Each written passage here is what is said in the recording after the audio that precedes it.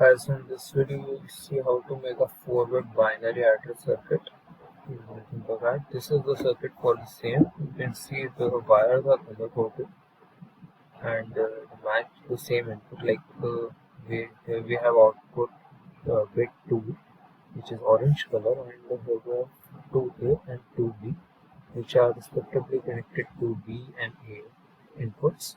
Here we have S, or we have this output LEDs. This output LED comprises of this S.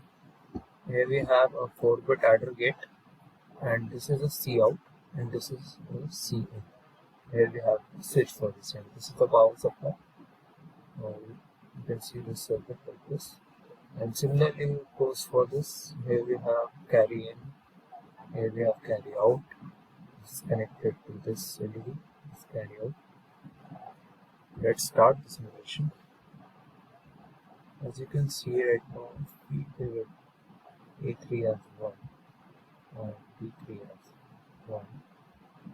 The S3 stops learning 1 and B3 as 0, the LED clicks. Similarly, you can check for other inputs input table. You can verify it using this CN also. And this was the circuit. Thank you for watching.